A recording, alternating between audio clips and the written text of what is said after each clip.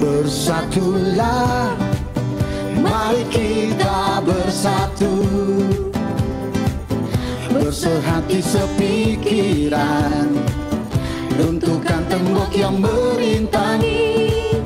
Bekerjalah, mari kita bekerja, junjung kasih dan karunia, gapai panggilan tertinggi. Tetaplah menyala, layani sesama, terus bertumbuh bersama. Dalam kasih kita bergerak bersama, memenangkan jiwa menjadi harapan bagi dunia. Dalam iman kita akan menang bersama, beritakan namanya, bertumbuh dalam Kristus dan gerejanya.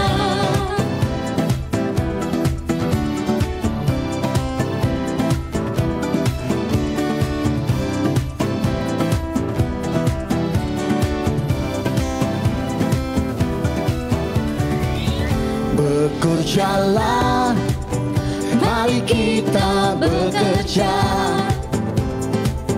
junjung kasih dan karunia, gapai panggilan tertinggi. Tetaplah menyala, layani sesama, terus bertumbuh bersama. Dalam kasih kita bergerak bersama, memenangkan jiwa menjadi harapan bagi dunia. Dalam iman kita akan menang bersama, beritakan namanya, bertumbuh dalam Kristus dan gerejanya.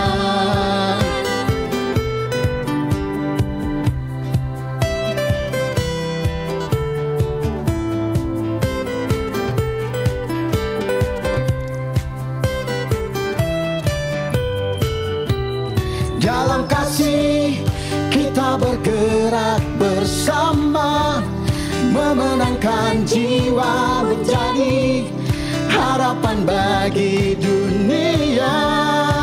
Dalam iman kita akan menang bersama, beritakan namanya, bertumbuh dalam Kristus dan gerejanya.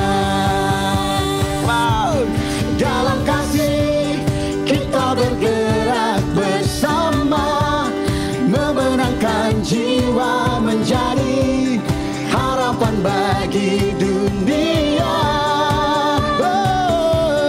Dalam iman kita akan menang bersama, beritakan namanya, bertumbuh dalam Kristus dan gerejanya.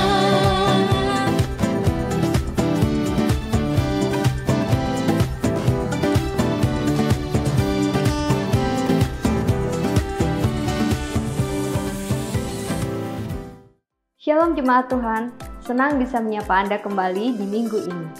Bagi Anda yang baru pertama kali bergabung dengan ibadah kami mengucapkan welcome home. Jika Anda rindu untuk tergabung dengan komunitas rohani kami yaitu Connect Group atau membutuhkan layanan doa, baptisan, dan layanan lainnya, Anda dapat menghubungi kami di nomor yang tertera di layar. Untuk memberikan persembahan dan perpuluhan dapat dilakukan dengan cara transfer ke nomor rekening gereja atau dengan cara men-scan QR Code yang ada di layar. Agar Anda dapat tetap terkonek dengan kami dan mengikuti setiap info kegerakan yang ada, mari like, share, dan subscribe YouTube channel GMS Sulawesi, Maluku, dan Papua. Sebelum memulai ibadah kita, mari kita bersatu hati, kita berdoa. Tuhan Yesus, kami mengucap syukur, terima kasih untuk setiap kesempatan dan anugerah yang Tuhan berikan. Kalau kami masih bisa beribadah Tuhan, kami rindu merasakan hadirat-Mu, kami rindu berjumpa dengan-Mu secara pribadi. Bekerjalah ya Tuhan, dari awal sampai akhir, kami mau buka hati kami, biar hati kami jadi tanah hati yang subur, yang siap menerima setiap kebenaran firman-Mu, yang siap ditegur, siap diajar, siap dikuatkan, dan diubahkan semakin hari semakin serupa dengan Engkau. Terima kasih Tuhan, kami mulai ibadah kami dalam nama Tuhan Yesus. Amin. Selamat ibadah, Tuhan Yesus memberkati.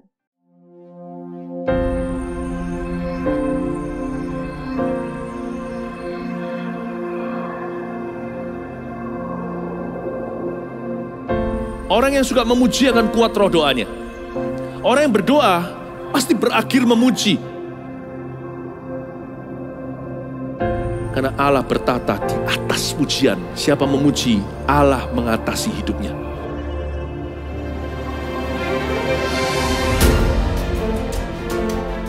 The Year of Praise, tahun pujian menjadi sebuah petualangan yang tiada dua. Menjadi sebuah pelajaran hidup yang langsung dari Kristus. Menjadi sebuah pengalaman yang indah. Waktu kita memuji Tuhan, seluruh kerajaan itu berdiri di sampingmu. Waktu kita memuji, seluruh kerajaan Allah dan kereta-keretanya yang tidak kelihatan berkuda dan berapi-api itu berada di kanan kiri. Semakin fisik kita lemah, roh kita semakin memuji Tuhan. Semakin jasmani kita terbatas, semakin rohani kita tidak boleh dibatasi.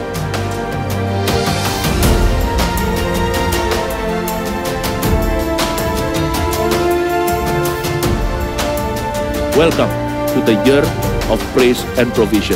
Mari kita mengizinkan Tuhan merajut rancangan yang belum pernah kita bayangkan.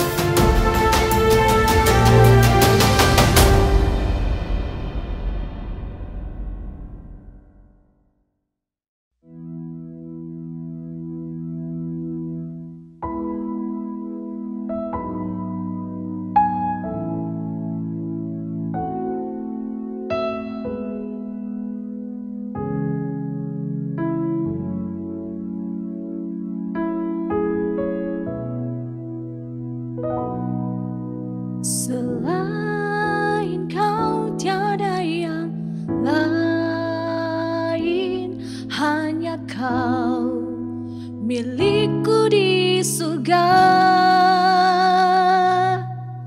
Sekalipun dagingku lenyap, hatiku lelah tak berdaya. Sembah Engkau, Allah yang perkasa. Ku sanjung tinggi nama-Mu di hidupku, Tuhan, tiada yang lain. Hanya Kau satu di hatiku.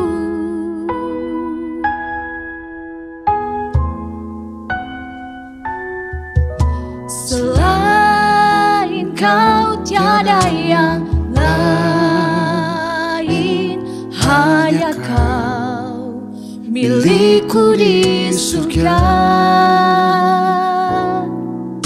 Sekalipun dagingku lenyap, hatiku lelah tak berdaya.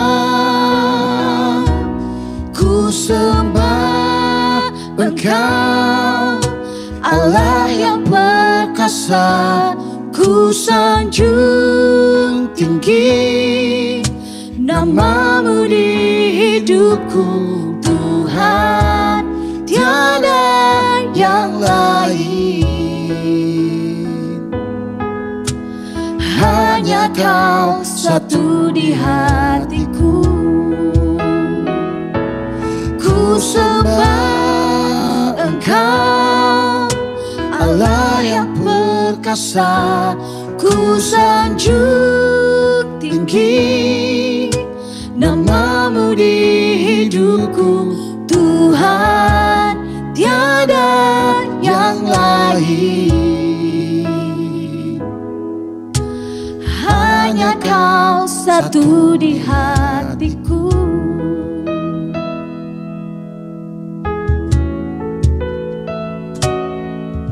Selain Kau tiada yang lain,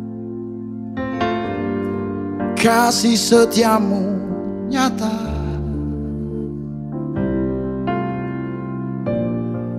Kesetiaanmu nyata.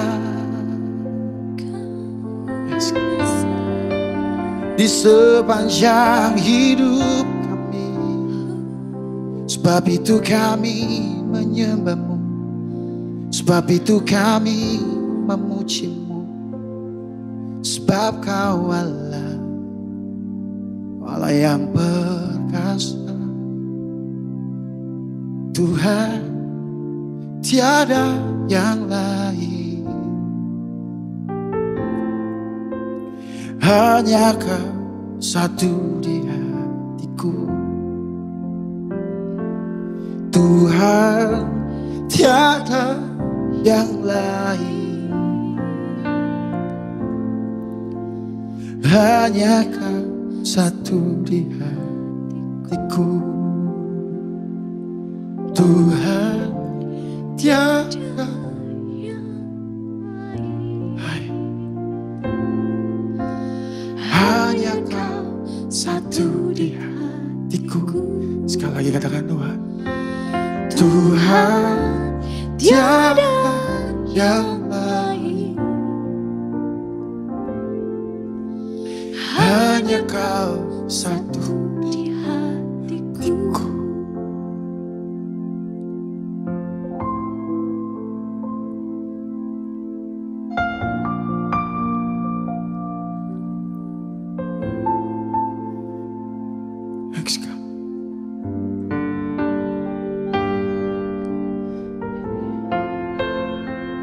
Sungguh tiada Allah yang seperti Engkau.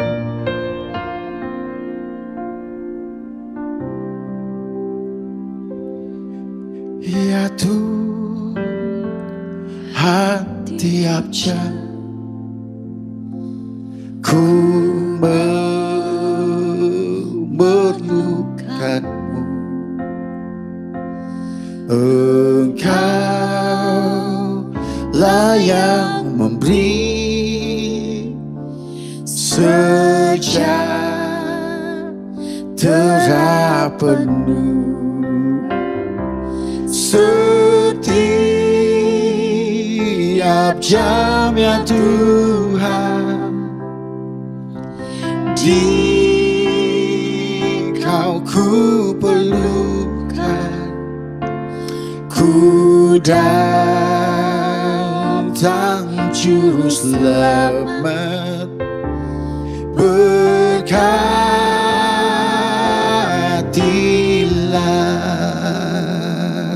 ya Tuhan. Tiap jam ku memerlukan-Mu. Engkaulah yang memberi sejahtera penuh. Setiap jam ya Tuhan, di Kau ku perlukan. Ku datang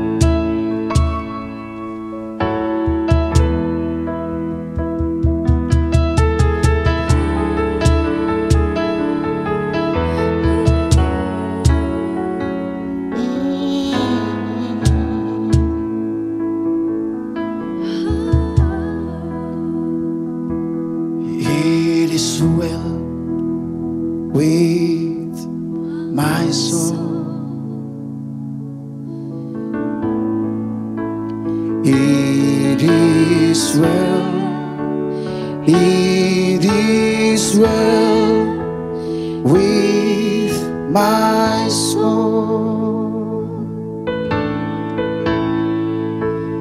It is well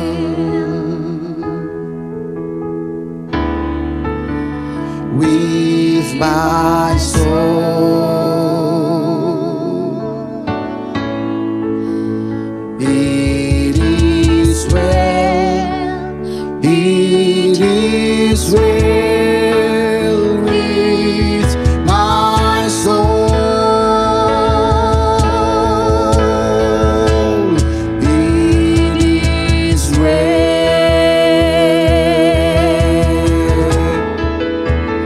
with my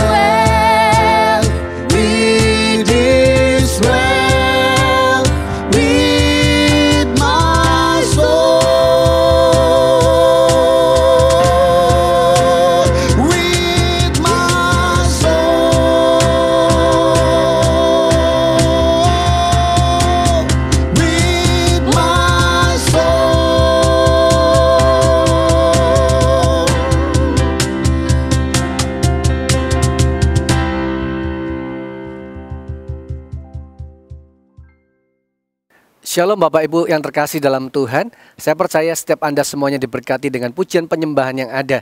Dan sebentar lagi kita akan menerima firman-Nya. Untuk itu saya ajak Anda semuanya untuk kita bersama-sama bersatu hati dalam doa. Bapa di sorga, kami mengucap syukur untuk hari yang luar biasa. Sebab di dalam momen ini Tuhan, kami percaya hadirat-Mu nyata di tengah kami. Dan Kau hendak mencurahkan kasih-Mu, bahkan menyatakan kuasa-Mu Tuhan di tengah kehidupan yang ada. Dan kami percaya semenjak ibadah ini, kami akan terus diperbaharui dengan hikmat-hikmat yang baru. Dan kami akan terus diasah Tuhan, sehingga hidup kami Tuhan punya kapasitas yang semakin bertambah. Karena kami tahu Tuhan hendak memakai kami untuk terus naik dan bukan turun. Tuhan, pakai hidup kami supaya lewat kehidupan yang diperbaharui, kami juga menjadi saksi dimanapun Tuhan tempatkan. Urapi hamba-Mu dan urapi setiap jemaat-Mu, supaya dimanapun kami berada, kami boleh menerima firman yang sama, firman yang penuh kuasa, yang mengubahkan setiap kami yang percaya. Di dalam nama Tuhan Yesus, kami siap mendengarkan firman-Mu. Haleluya Tuhan. Amin. Bapak Ibu yang terkasih dalam Tuhan, hari ini saya rindu menyampaikan firman Tuhan yang saya percaya ini akan membangun kita semuanya. Berapa banyak di antara kita yang mengalami masa-masa di mana pertumbuhan iman percaya kita atau pertumbuhan rohani kita, atau mungkin dalam aspek-aspek tertentu kita mengalami yang namanya kemandekan, kita mengalami namanya kebuntuan, atau mungkin kita merasa bahwa kita sudah mengupayakan banyak hal, tetapi ternyata kita juga mengalami ada satu masa di mana kita mengalami stagnasi. Maka saya percaya ada hal yang perlu dibangun dalam kehidupan kita. Dan mari kita bersama-sama belajar daripada firman Tuhan hari ini, supaya benar-benar firman Allah menuntun kita menjadi lebih baik lagi dan berkenan di hadapan Tuhan. Saya akan bacakan beberapa ayat yang ada dalam Yakobus pasal 4, dimulai daripada ayat 6 sampai ke ayat ke-10. Demikian firman Tuhan. Yakobus 4 ayat 6 sampai 10. Tetapi kasih karunia yang dianugerahkannya kepada kita lebih besar daripada itu. Karena itu ia katakan, Allah menentang orang yang congkak, tetapi mengasihani orang yang rendah hati. Karena itu tunduklah kepada Allah dan lawanlah iblis, maka ia akan lari daripadamu. Mendekatlah kepada Allah, dan ia akan mendekat kepadamu. Tahirkanlah tanganmu, hai kamu orang-orang berdosa, dan sucikanlah hatimu, hai kamu yang mendua hati. Sadarilah kemalanganmu, berduka cita dan merataplah. Hendaklah tertawamu kamu ganti dengan ratap dan sukacitamu dengan duka cita. Rendahkanlah dirimu di hadapan Tuhan dan ia akan meninggikan kamu. Jika kita memperhatikan dua ayat yang tertulis di ayat ke-6 dan ke-10, kita mendapati bagaimana Allah itu mengasihi orang-orang yang rendah hati. Dan dalam ayat 10 Allah menjanjikan, barang siapa merendahkan diri di hadapan Tuhan, maka pada waktunya Tuhan akan meninggikan orang tersebut. Bapak Ibu yang terkasih dalam Tuhan, Tuhan itu punya janji dalam kehidupan kita. Barang siapa percaya kepadanya, maka kita hidup dalam janji itu. Dan jika Tuhan sudah berjanji kepada kita, maka pasti akan digenapi. Mungkin kita tidak pernah tahu kapan waktunya itu terjadi, tetapi setiap kita patut untuk menanti-nantikan kapan penggenapan Tuhan itu akan dinyatakan dalam kehidupan kita. Dan saya percaya di hati Tuhan sendiri, jika Dia menjanjikan sesuatu, sesungguhnya di batinnya Tuhan tidak mau menahan berkat itu. Tuhan tidak mau menunda waktu itu semakin lama. Saya percaya hati seorang bapak itu mau memberi yang terbaik bagi anaknya. Tetapi penundaan terjadi barangkali ada masalahnya adalah di mana hidup kita sendiri, di mana kapasitas kita perlu diperlebar, diperluas. Dan di sini kita mendapati jawabannya adalah yang menjadi penghalang di dalam kehidupan kita untuk kita menerima sebuah promosi daripada Tuhan. Bisa jadi itu adalah masalah di dalam batin kita, sikap hati kita, yaitu dalam rupa kerendahan hati. Sebab firman Tuhan berkata di dalam ayat yang ke-6, Allah menentang orang yang congkak. Jika Tuhan menjanjikan bagi orang yang merendahkan diri di hadapan Tuhan, Dia menjanjikan bahwa pada waktunya dia akan ditinggikan. Tetapi sebaliknya, saya percaya berlaku juga kepada orang yang congkak, orang yang tinggi hati. Tuhan justru akan memurkai mereka. Tuhan justru tidak membawa mereka naik, tetapi akan mengizinkan mereka mengalami penurunan. Seperti yang tertulis dalam Amsal 16 ayat yang ke-18 dikatakan demikian. Kecongkaan mendahului kehancuran dan tinggi hati mendahului kejatuhan. Jadi ayat ini jelas sekali berkata, kecongkaan itu akan mendahului kehancuran. Maksudnya, tanpa disadari manusia itu mungkin dia akan bersikap congkak. Mungkin dia belum melihat kehancuran terjadi. Tapi firman Tuhan berkata, pada waktunya, pada masanya, dia akan menuju kepada kehancuran. Demikian juga orang yang tinggi hati akan juga mengalami yang namanya kejatuhan. Nah, kembali lagi kepada janji Tuhan, barang siapa merendahkan hati, apa ganjarannya? Di dalam Amsal 22 ayat 4 dikatakan begini. Ganjaran kerendahan hati dan takut akan Tuhan adalah kekayaan, kehormatan, dan kehidupan. Saya percaya setiap kita semuanya rindu sekali untuk memiliki sebuah kehidupan yang berkemenangan. Kita rindu mengalami kehidupan yang seperti Tuhan janjikan, dalam kelimpahan sesuai dengan kemuliaan yang Tuhan sediakan bagi kita. Dan seperti yang dijanjikan dalam firman Tuhan, kita juga rindu mengalami yang namanya kekayaan, baik itu secara rohani maupun juga jasmani. Dan juga kehormatan. Hari ini pergumulan yang barangkali kita hadapi adalah di mana kita berada. Mungkin kita nggak dihargai orang, kita kurang dihormati, bahkan mungkin akibatnya kita dijauhi. Yang salah bukan mungkin dalam aspek tertentu, mungkin kita baik tapi kita kurang rendah hati. Sikap inilah yang membuat kita berjarak dengan orang-orang sekitar kita. Mereka nggak nyaman dengan sikap yang kita sadari ataupun bahkan tidak kita sadari itu. Di dalam diri kita bisa jadi muncul kecongkaan atau tinggi hati yang menjadi sebuah hari ini menjadi sebuah sikap hati yang membuat banyak orang tidak nyaman. Ternyata Tuhan pun gak nyaman jika kita tinggi hati ataupun congkak di hadapan Tuhan. Lalu bagaimanakah kebenaran firman Tuhan menuntun kita? Kalau kita rindu mengalami kehidupan yang penuh dengan kerendahan hati, apa yang firman Tuhan ajarkan? Nah, hal yang pertama ada di dalam ayat 8 dan seterusnya dikatakan demikian. Di ayat ke-8 dikatakan begini. Mendekatlah kepada Allah dan Ia akan mendekat kepadamu. Ini menjadi sebuah poin pertama. Bagaimana kita rindu untuk mengalami kehidupan dengan sikap yang rendah hati. Apa ciri-cirinya? Yang pertama, mendekatlah kepada Tuhan, maka Ia mendekat kepadamu. Dalam statement ini terkandung sebuah makna. Seorang yang rendah hati adalah seorang yang mengakui kedaulatan Tuhan. Dia mengakui keperkasaan Tuhan. Dia mengakui kuasa Tuhan lebih besar daripada hidupnya. Dia mengakui bahwa ada otoritas lebih tinggi daripada dirinya, daripada kepentingannya. Sebab bagi orang-orang yang tinggi hati, orang-orang yang congkak, mereka merasa bahwa center daripada kehidupannya adalah dirinya sendiri.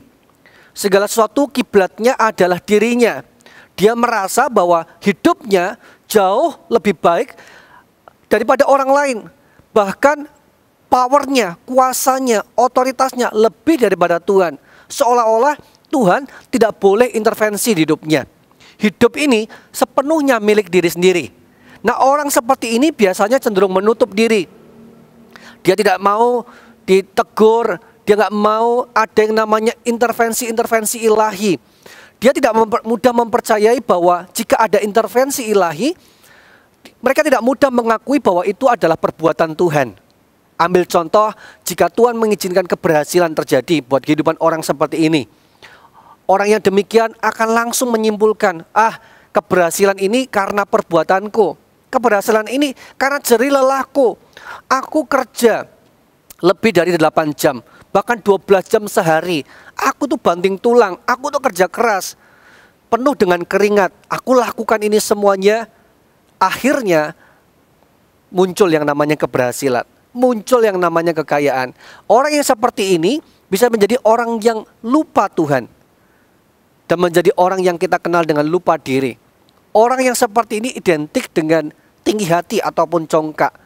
Jadi dengan sederhana, orang yang congkak atau orang yang tinggi hati adalah orang yang melupakan keterbatasan dirinya.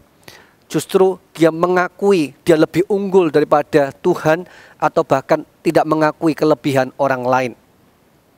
Tetapi firman Tuhan mengajarkan kalau kita mau hidup di dalam kerendahan hati, maka kita harus belajar hal yang pertama, mengakui kedaulatan Tuhan.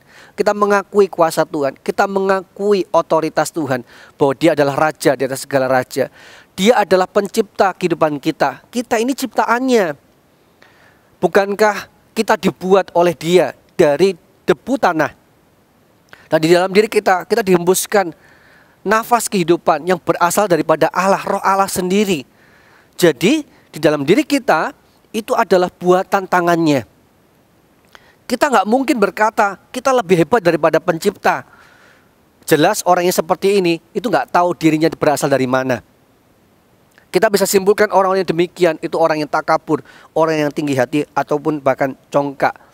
Dan saya percaya jika kita mulai mengakui kedaulatan Tuhan, maka satu langkah kita lebih bisa dekat kepada Tuhan. Dan sebagai jawaban Tuhan adalah ketika kita mau mendekat kepada Tuhan, kita mau mengakui keterbatasan kita, kita bahkan bersedia menyadari ketidakmampuan kita, menyadari bahwa hidup kita nggak sempurna, tetapi Dia adalah Allah yang sempurna. Maka saya percaya Dia juga akan terbuka tangannya, mendekat, menyambut kita semuanya. Amin. Nah, hal yang kedua, apa ciri daripada kehidupan orang yang punya kerendahan hati? Atau bagaimana kita punya kehidupan yang penuh dengan kerendahan hati?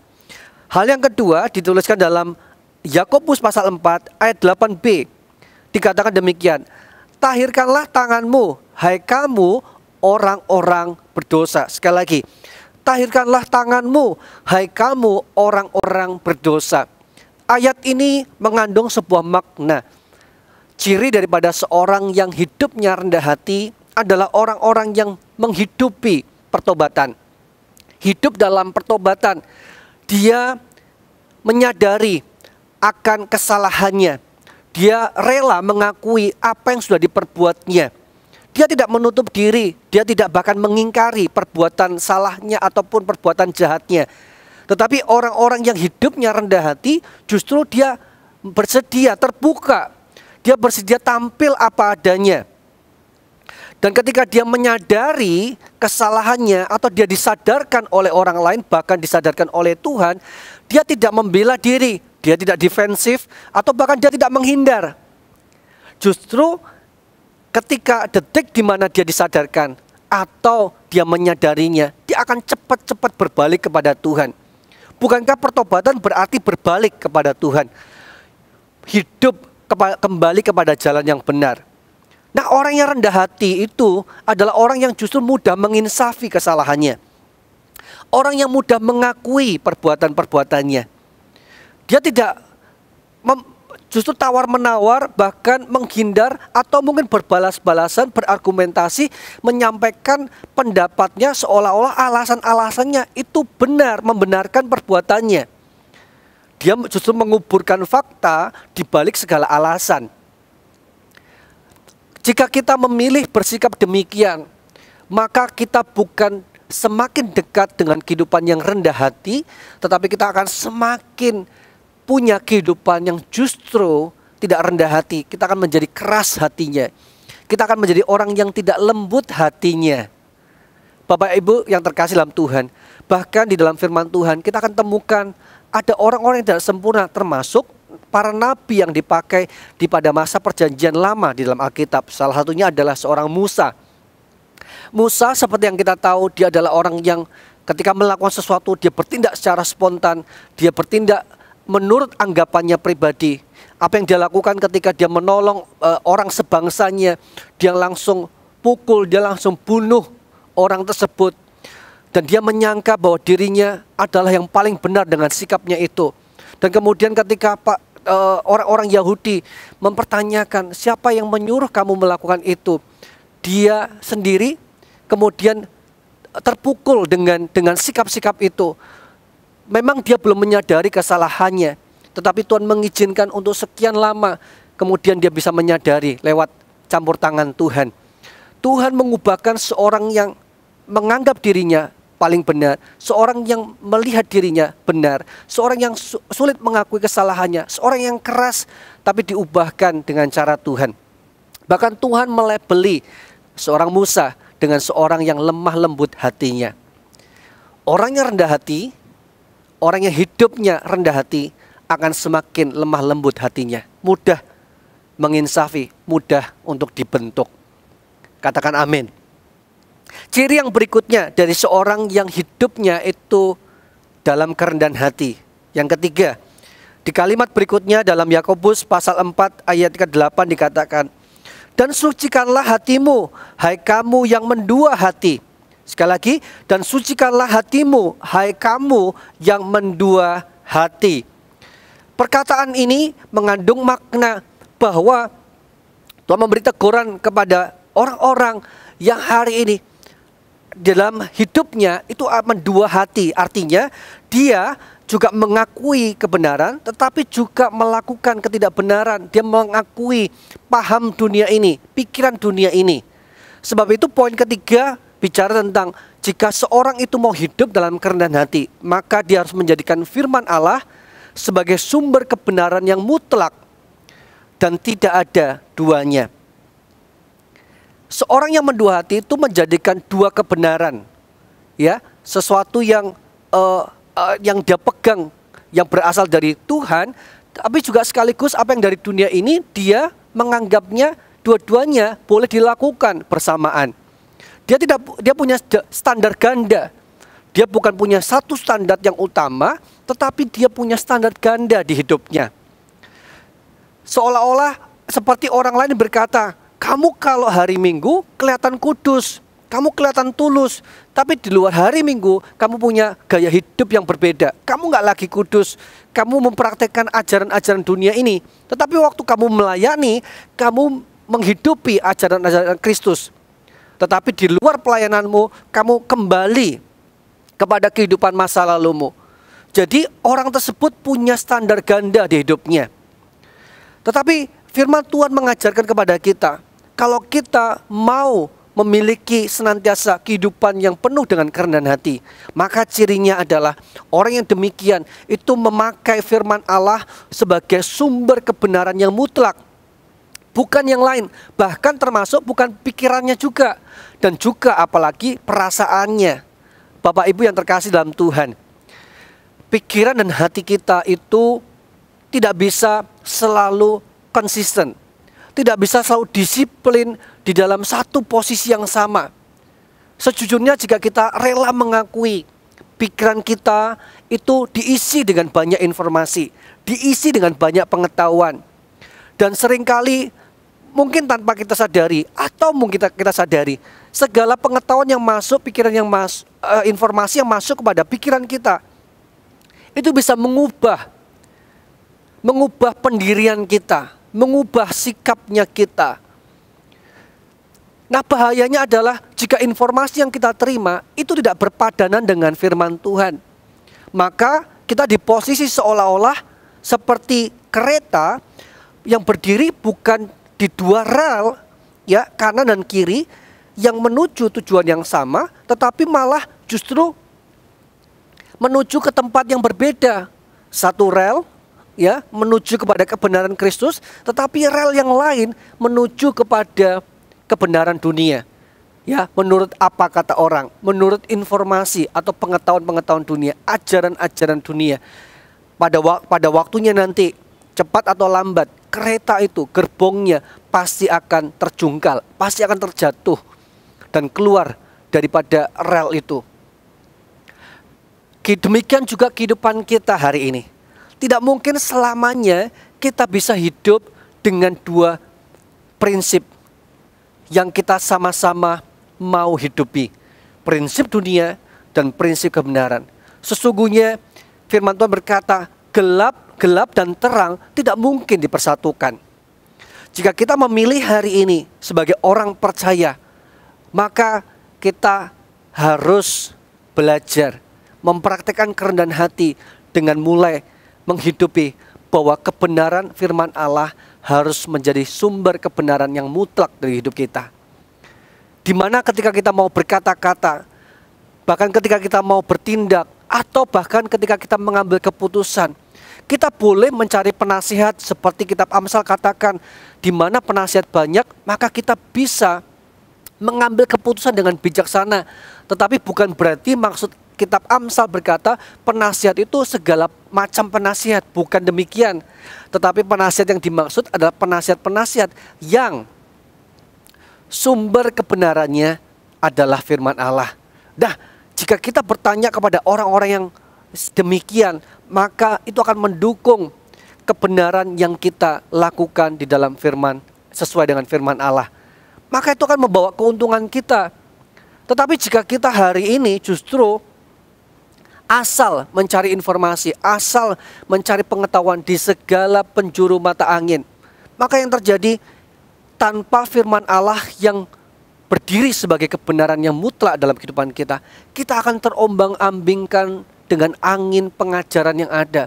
Segala informasi yang masuk kanan kiri bukan malah menyegarkan diri kita, bukan malah menenangkan kita, tapi hidup kita seperti perahu yang kena badai. Dan kita nggak pernah tahu badai ini akan membawa perahu hidupan kita kemana. Kita terombang-ambing, kita berkata, iya ini benar, tapi ini nggak nyaman. Tapi yang ini nyaman, tapi nggak benar. Aku harus milih yang mana ya? Dan kita merasa tidak ada dasar yang paling tepat. Tetapi jika hari ini kita memilih, semenjak kita mengikut Kristus dan kita mau hidup seperti Yesus sendiri yang merendahkan diri terhadap pribadi Bapa, dia yang rendah hati, dia mengakui kedaulatan Bapa di sorga, maka saya percaya jika kita hidup serupa dengan Kristus, maka kita akan menjadikan firman Allah sebagai sumber kebenaran yang mutlak. Segala sesuatu yang kita dengar dari siapapun, pendapat teman, pendapat orang tua, pendapat pasangan kita, pendapat anak kita, rekan kerja kita, kita selalu bandingkan, kita selalu filter dengan sumber kebenaran yang mutlak, yaitu firman Allah. Maka saya percaya itu akan mengasah kehidupan kita. Bukan hanya semakin rendah hati, tetapi semakin memperoleh ganjaran daripada kerendahan hati, yaitu apa? Kekayaan. Kekayaan apa? Berkat-berkat Tuhan, baik jasmani ataupun rohani. Kita akan diperkaya dalam hubungan yang manis, hubungan yang damai. Dulu hubungan yang keras, hubungan yang kaku, hubungan yang saling tertutup. Tapi ketika kita praktekkan kerendahan hati, kita lakukan firman Tuhan, entah bagaimana firman Tuhan menuntun, jangan balas kejahatan dengan kejahatan. Hati kita, perasaan kita berkata lain. Orang yang jahat harus dibalas dengan jahat. Orang itu sudah membuat saya rugi. Kenapa saya tidak balas dia dengan juga merugikan dia? Dunia ini mengajarkan demikian, tapi firman Allah tidak mengajarkan demikian. Justru berdamailah dengan musuhmu. Firman Allah menuntun kita melakukan itu. Dan jika kita mempraktekannya, hidup kita pun kemudian memperoleh apa yang Tuhan janjikan. Ganjaran kerendahan hati, Tuhan pulihkan hubungan kita. Tuhan mengembalikan kehormatan yang hilang di tengah pekerjaan kita. Dulu kita nggak dihargai, dulu kita disalahpahami, dulu kita mungkin dipandang sebelah mata, dulu mungkin kita dikecilkan, kita mungkin nggak dianggap, kita menjadi orang yang ke nomor kesekian, pilihan yang mungkin terakhir untuk dipromosikan. Tetapi kemudian jika kita merendahkan hati, kita jadi orang yang mau dengar-dengaran, kita mau jadi orang yang mudah untuk terbuka, kita jadi orang yang mau ditegur, maka saya percaya ganjaran kerendahan hati itu akan mendatangkan promosi ilahi. Kehormatan dari Tuhan diberikan kepada kita, dan sehingga orang lain pun akan melihat kita terhormat. Pada waktunya kita akan menduduki tempat-tempat raja-raja. Amin. Ya, saya percaya bahwa hidup Anda seperti yang Tuhan janjikan, Tuhan akan pulihkan pada waktunya. Dan kuncinya adalah jadilah pribadi yang rendah hati. Amin. Hal yang keempat, ini menjadi poin terakhir saya dalam firman Tuhan ini. Hal yang keempat adalah tertulis dalam Yakobus 4 ayat 9. Sadarilah kemalanganmu, berduka cita dan merataplah. Hendaklah tertawamu kamu ganti dengan ratap dan sukacitamu dengan duka cita. Ayat ke-9 adalah gambaran bahwa siapapun gak terluput dengan penderitaan, siapapun gak terluput dengan yang namanya duka cita. Tetapi sekalipun tidak terluput bukan berarti apa yang Tuhan izinkan terjadi itu berasal dari Tuhan. Bisa jadi apa yang kita alami semuanya itu akibat dari kehidupan masa lalu kita, atau mungkin kesalahan-kesalahan orang lain yang ditimpakan kepada kita. Sehingga sekalipun mungkin kita di posisi sudah benar, kita mungkin mengalami celaka yang dibuat oleh orang lain. Kita mengalami ketidakberuntungan yang disebabkan oleh orang-orang sekitar kita. Ayat ini jelas berkata apa adanya tentang situasi Anda dengan saya. Nah, apa hubungannya dengan kerendahan hati? Dari ayat ini mengajarkan bahwa sekalipun kita mengalami keadaan demikian, keadaan yang seperti ini harusnya menuntun kita. Ya, kalau kita mau punya kehidupan yang rendah hati, maka kita harus punya yang namanya keterbukaan. Kita mau mengakui kekurangan-kekurangan kita. Kita mau mengakui kesalahan-kesalahan kita. Kita mau terbuka dengan apapun yang menimpa kita. Kita bukan menjadi pribadi yang nyaman dengan sikap introvertnya kita, tertutupnya kita. Seolah-olah bahwa ada beberapa orang yang merasa bahwa penderitaan ini ya sudah, biar aku saja yang tahu. Orang lain tidak perlu tahu. Ini aib bagiku. Ini nggak pantas untuk didengar oleh orang lain. Bagi orang lain seolah-olah hidupku itu dalam kutuk. Orang lain tidak perlu tahu deritaku seperti apa. Atau mungkin Anda adalah orang yang seperti yang kedua, yaitu orang-orang yang justru kecewa karena Anda pernah terbuka kepada orang lain, tetapi orang lain tidak pernah memberikan bantuan seperti yang Anda harapkan. Anda merasa bahwa ketika mungkin terbuka dengan orang tertentu, hidup Anda akan berubah, hidup Anda akan lebih baik. Tapi kenyataannya Anda bertemu dengan orang-orang yang tidak tepat, yang bukannya menolong, malah memberikan batu sandungan buat hidup Anda. Bukan hidup jadi lebih baik, tapi malah semakin lebih buruk. Saya pernah di posisi itu, Bapak Ibu. Tetapi ketika saya disadarkan bahwa firman Allah itu akan menuntun kita sebagai orang-orang percaya. Nah, ketika saya belajar untuk dituntun oleh Tuhan, dituntun oleh firman-Nya, saya kemudian menemukan orang-orang yang Tuhan perintahkan, Tuhan utus untuk melayani saya. Tetapi disinilah masalahnya. Pemulihan tidak dapat terjadi jika kita menutup diri. Terobosan tidak mungkin dapat segera terjadi jika kita jadi orang yang terus bersembunyi di balik penderitaan kita. Tetapi yang ada adalah sadarilah kemalanganmu, firman Tuhan berkata. Sadari keadaanmu. It's okay kita mengungkapkan keadaan kita. It's okay kita menceritakan masa lalu kita. It's okay jika kita menceritakan lubang-lubang kehidupan yang pernah kita ada di sana. Setiap kejatuhan kita boleh ceritakan. Tetapi ceritakanlah kepada orang yang tepat. Orang yang Tuhan utus untuk memulihkan hidup Anda. Orang yang Tuhan utus untuk menyertai perjalanan iman Anda. Orang yang Tuhan utus sesuai dengan visinya, yang hidup dalam kehendaknya untuk membangun kehidupan Anda. Tetapi jika kita sudah menemukan mereka, tapi tetap saja menutup diri, tidak menyadari kemalangan kita, bahwa kita membutuhkan bantuan, bahwa kita membutuhkan pertolongan, maka celakalah hidup kita. Kita bukan menuju kepada kehidupan yang Tuhan janjikan, tapi kita akan terus hidup dalam kemalangan yang akan terus kita derita. Saya percaya jika kita menjadi orang yang menutup diri seperti ini, Bapa di sorga pun berbelas kasihan terhadap diri kita. Seolah-olah menunggu, kapan kamu mau nyadari, kapan kamu mau membuka diri. Karena Tuhan siap, Bapa di sorga siap untuk memberkati kita. Bapa di sorga siap untuk memulihkan dan menggenapi janji-janjinya. Tapi ketertutupan hati kita membuat bukan tingkap langit yang menjadi penghalang berkat Tuhan, tapi diri kita yang keras itu, ego kita yang justru menghalangi pencurahan berkat dalam kehidupan kita. Maka hari ini, lewat firman Tuhan yang ada, pilihlah tindakan, pilihlah gaya hidup, pilihlah sebuah kehidupan yang disertai dengan kerendahan hati. Kerendahan hati bukan dibentuk dalam semalam atau sehari. Sampai hari ini pun, setelah belasan tahun mengikut Tuhan, saya pun belajar untuk tetap merendahkan hati saya. Bukan hanya di hadapan Tuhan, tetapi di hadapan sesama. Karena saya tahu, di balik setiap kerendahan hati, bukan manusia yang berjanji, tetapi Tuhan berjanji ada ganjarannya, yaitu kekayaan, kehormatan, dan juga kehidupan.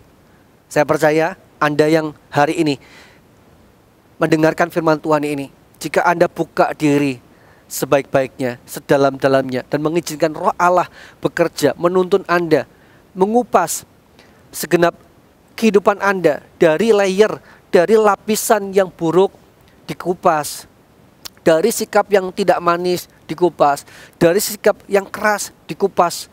Maka jika Anda mengizinkan itu dengan kerendahan hati Anda, maka saya percaya janji Tuhan tidak akan lama lagi pasti tergenapi dalam kehidupan Anda.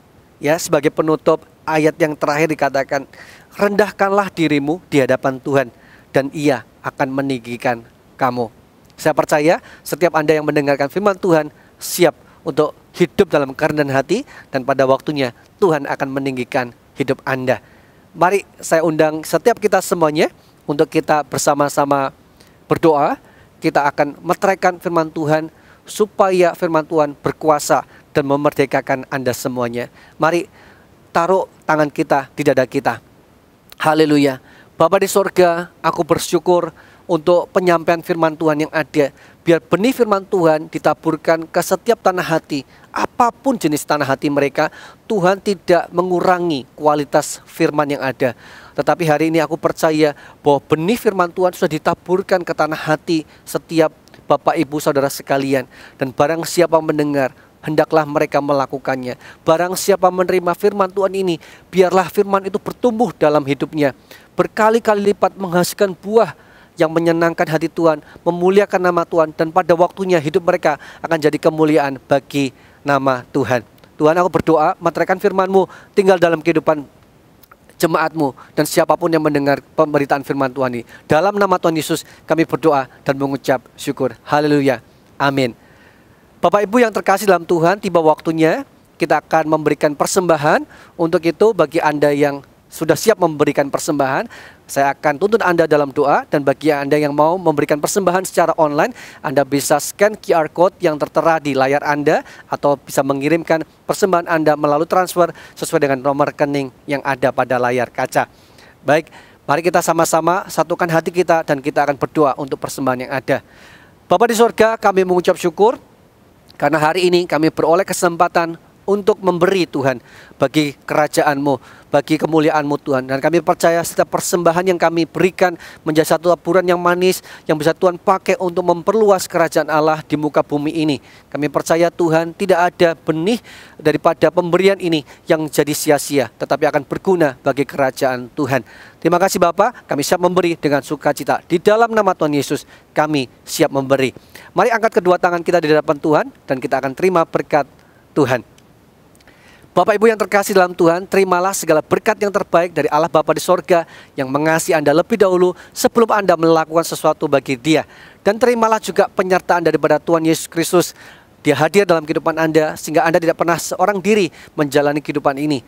Dan Tuhan akan memimpin Anda dalam kemenangan yang Dia janjikan. Terimalah juga persekutuan yang manis dengan Roh Kudus baik hari ini sampai selama-lamanya. Setiap Anda yang diberkati, sama-sama katakan amin. Sampai jumpa, Tuhan Yesus memberkati.